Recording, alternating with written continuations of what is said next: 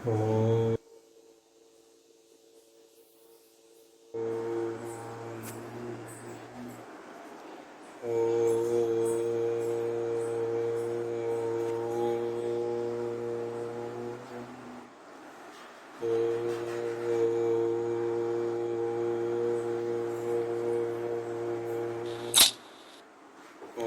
नमो भगवते वासुदेवाय।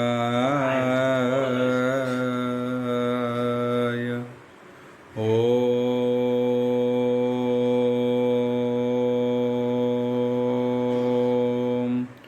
नमो भगवते वासुदेवाय। ॐ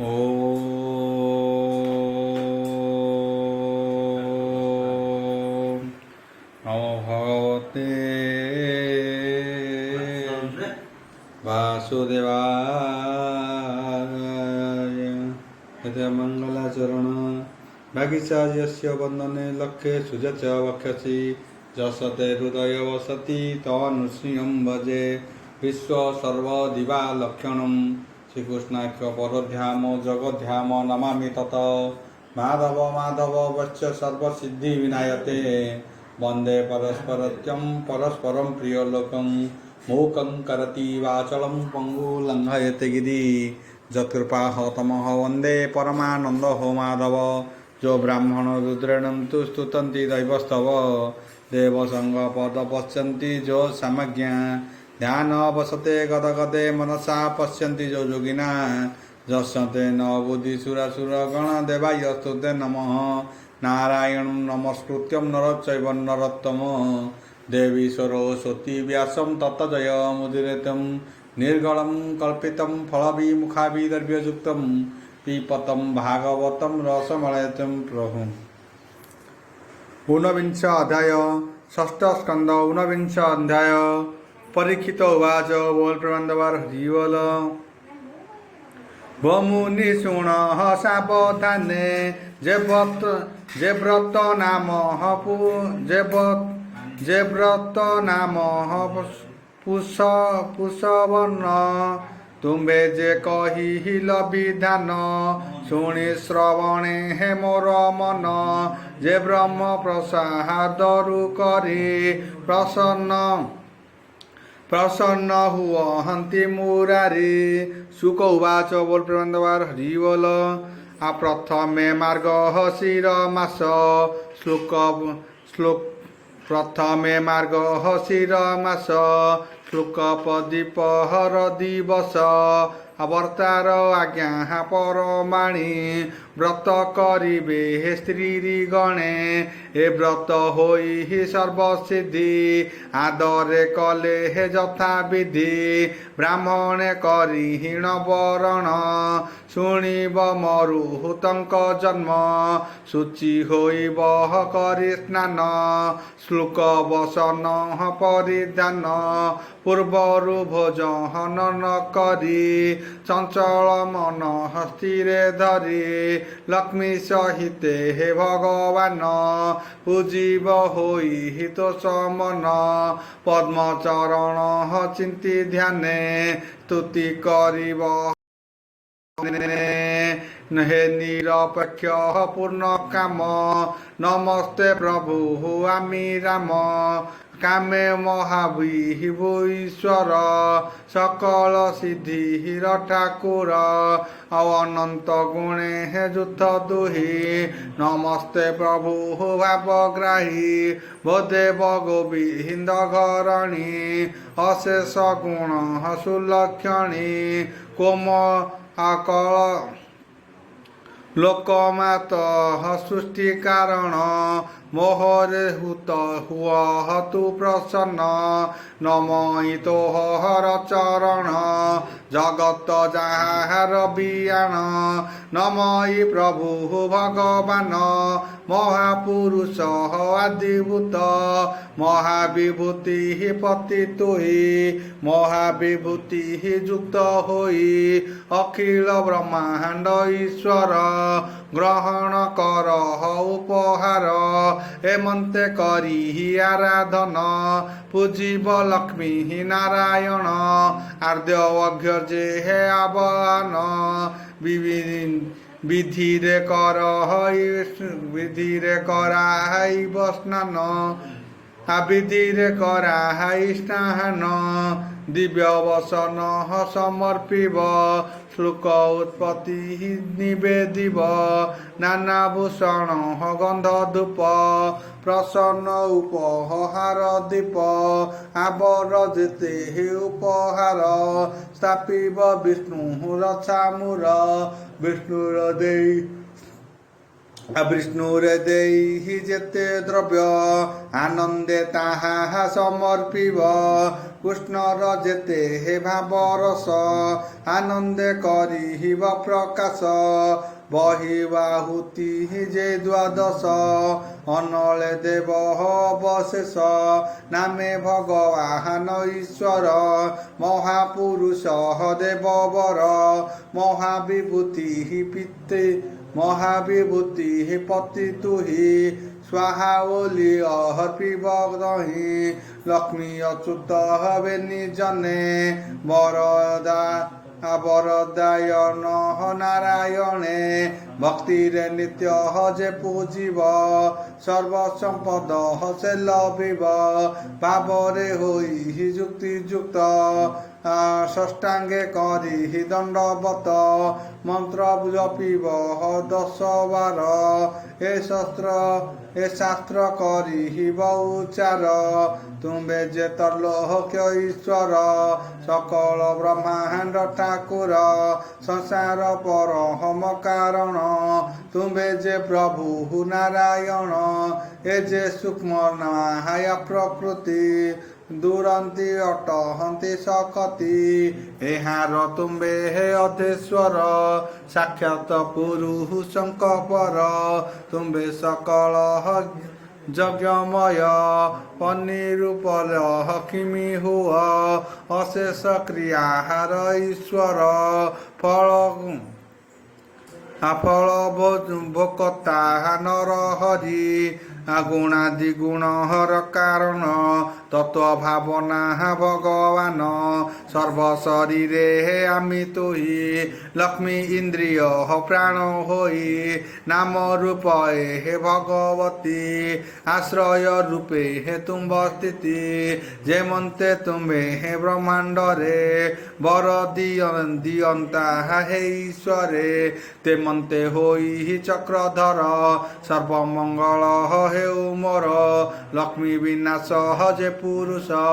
ଏହି ସ୍ଥିରିରେ ହେ କରିତୋଷ ପୂଜିବ ଲକ୍ଷ୍ମୀ ନାରାୟଣ ଯେ ପ୍ରଭୁ ବ୍ରହ୍ମାଣ୍ଡ କାରଣ ପୂଜା ଉପଚାର ଛେଦିବ ସନ୍ତୋଷେ ଆଚମନ ଦେବ ଏଥି ଉତ୍ତରୁ ପୂର୍ବବାର ଅର୍ଚ୍ଚନା କରିବ ଈଶ୍ୱର ଯଜ୍ଞ ଉତ୍ସଷ୍ଟି ଯେବା ଥିବ ମନ ସନ୍ତୋଷ ହତା ଭକିବ ଚିତ୍ତରେ ହୋଇ ଭାବ ଭକ୍ତି ପୁଣି କରିବ ନାନା ସ୍ତୁତି ସ୍ୱାମୀଙ୍କ ଭକ୍ତି ହିରେ ପୂଜିବ ଈଶ୍ୱର ଭାବରେ ଚିନ୍ତିବ ନାନା ପ୍ରୀତିରେ ହେ ବାକ୍ୟ କହରି ସ୍ୱାମୀ ତୋଷିବ ନିଜ ନାରୀ ପନି ସହିତେ ହେ ହୋଇ କରି ସର୍ବକର୍ମ ସ୍ୱାମୀ ଆଚରି ହେ ବ୍ରତପତି ହେ ପନି ଧରିବ ଅଭାବେ ଏହା କରଇ ଏ ବିଷ୍ଣୁ ବ୍ରତକୁ ଧରିବ କେବେ ଭଗ୍ନ ନ କରିବ ଆଉ ଗନ୍ଧମାଲ୍ୟ ମଣିଭୂଷଣେ ବ୍ରତେ ତ ଶିବ ବିପ୍ରଗଣେ ଭକ୍ତିରେ ଯୁକ୍ତ କରି ମନ ନିୟମେ ଥିବ ପ୍ରତିଦିନ ଷଷ୍ଟାଙ୍ଗେ ଈଶ୍ୱର ନମିବ ସ୍ୱସ୍ଥାନେ ନିଜେ କୁବ ସ୍ୱସ୍ଥାନେ ନେଇ ବସାଇବ ଭକ୍ତି ଭାବରେ ହେବେ ନିଜନ ନିର୍ମାଲ୍ୟ କରିବ ଭୋଜନ ସର୍ବକାମନା ପୂର୍ଣ୍ଣ ପାଇଁ କରିବ ଭକ୍ତି ଯୁକ୍ତ ହୋଇ ଏ ପୂଜା ବିଧି 12 ମାସ କରିବ ଏକ ହଇବ ରସ କରିବ ଏକ ହଇବ ରସ ଏ ମଧ୍ୟ ମଳହ ମାସ ଯେବେ ଛାଡ଼ିବ ଏକ ମାସ ଦେବେ କାର୍ତ୍ତିକ ପୂର୍ଣ୍ଣିମା ଦିବସ ରହିବ ପୁଣି ଉପବାସ ତାହାର ଯେଉଁ ପରଦିନ ପ୍ରତ୍ୟେକ କରି ଆଚମନ ପୂର୍ବର ପ୍ରାୟ କରି ପୁଣ ବିଷ୍ଣୁ ଅର୍ଚିବ ହତହୁ ଆଣ ଚରୁ ଘୃତ ବ୍ରହ୍ମୀ ଦେଖିରେ ହୋଇ କରିବ ହଏ ବିଧିରେ ଯଜ୍ଞ ବିଧାନେ ପାକ ଶେଷେ ଆହୁତି ଦେବ ଯେ ଦ୍ୱାଦଶେ ଆଶିଷ ଘେନିବ ସମସ୍ତେ ଆଶିଷ ଘେନିବ ମସ୍ତକେ ବ୍ରାହ୍ମଣ ମାନଙ୍କର ବାକେ ଷଷ୍ଟାଙ୍ଗେ କରି ନମସ୍କାର ଆଜ୍ଞା ଘେନିବ ବିପ୍ରଙ୍କର ଆଚାର୍ଯ୍ୟ କରି ଅଗ୍ରତେ ଶୁଚି ହୋଇ ବନ୍ଧୁ ସହିତେ ପତ୍ନୀ କି ଚରୁ ଦେବ ନେଇ ଆଉ ସୁପତ୍ନୀ ସ୍ୱଭାଗର ପାଇଁ ଏ ବିଷ୍ଣୁ ବ୍ରତ ଯେ କରଇ ବାତ ଫଳ ସେ ହେଉ ଲଭଇ ଯେ ସ୍ତ୍ରୀ ଏ ବ୍ରହତ ଆଚରି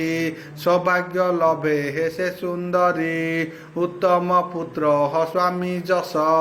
ଏ ସର୍ବଲଭ ହଇ ଅକ୍ଲେଶ ଏ ବ୍ରତ କନ୍ୟା କଲେ ବର ଉତ୍ତମ ଲକ୍ଷଣ ଯାହାର ବିଧାତା ଅପୃହୃତିକ ନୁହେ ସେ ନାରୀ ନିଷ୍ପାପ ନୁହଇ ଦୁର୍ଭାଗ୍ୟ ସୌଭାଗ୍ୟ ଲଭଇ ବିରୂପ ସ୍ୱରୂପ ହୁଅଇ ଆଉ ମୃତ ବର୍ଷିକା ଯେବା ନାରୀ ଚିର ବିରଞ୍ଚି ପୁତ୍ର ତାହାରି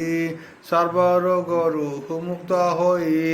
ନିର୍ମଳ ହୋଇ ତାର ଦେହି ସୌଭାଗ୍ୟବତୀ ଧନେଶ୍ୱର ଅନ୍ତେ ଲଭନ୍ତି ବିଷ୍ଣୁପୁର ସକଳ କର୍ମ ହରନ୍ତରେ ଯେହା ବଢ଼େ ନିରନ୍ତରେ ପୁତ୍ର ଦେବତା ହାତସ ହୋଇ ବିତ୍ତ ଫଳ ତାହାର ଦେଇ ମୋହର ଅବସାନ ତାର ସନ୍ତୋଷ ଅଗ୍ନି ଚକ୍ରଧର ମରୁତ ଜନ୍ମ ହେ ରାଜନ ତୁମ୍ଭେ ଯେ ମତେ ହେ କଲ ପ୍ରଶ୍ନ ଦ୍ୱିତୀର ବ୍ରତ ଆଦି କରି ତ ଆଗେ କହିଲୁ ବିସ୍ତାରି ଏଣୁ ଯେ ହନ୍ତି ସାବଧାନେ ଲଭନ୍ତି ଧର୍ମ ଅର୍ଥ କାମେ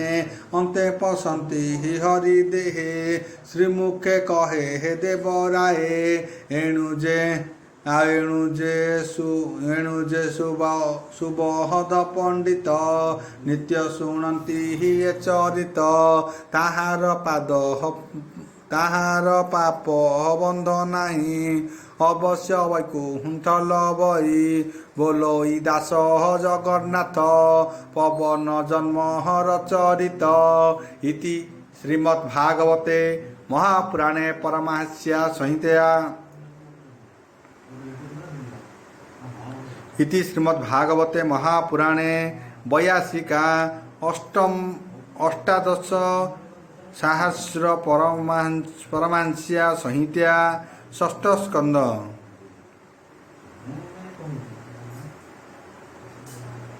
कुशवर्त कथन नाम 29 अध्याय 29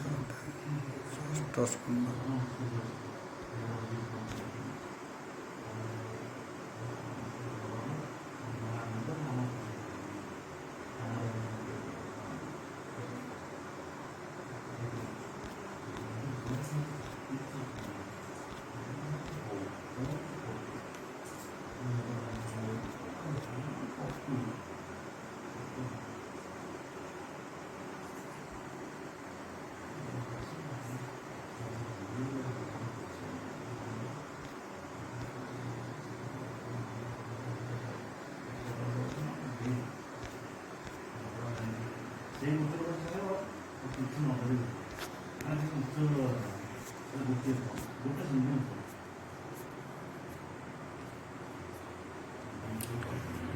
प्रथम अध्याय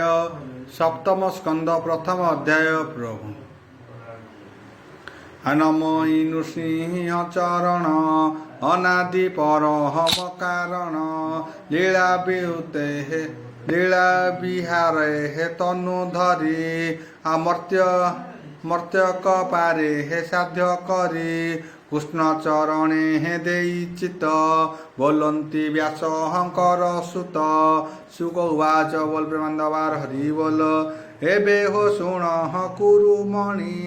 हरिचरित सुधावाणी जन्म वासना फल कर्म फल प्राणी भुंजती एषयल सप्तम स्कंदे हे भागवते कहिबा शुण एक चिते कहिबा पंच तत्व गुण शुण नृपति सावधान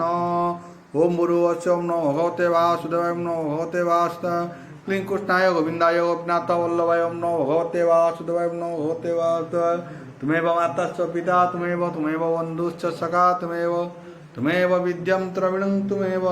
सर्वं मम देव।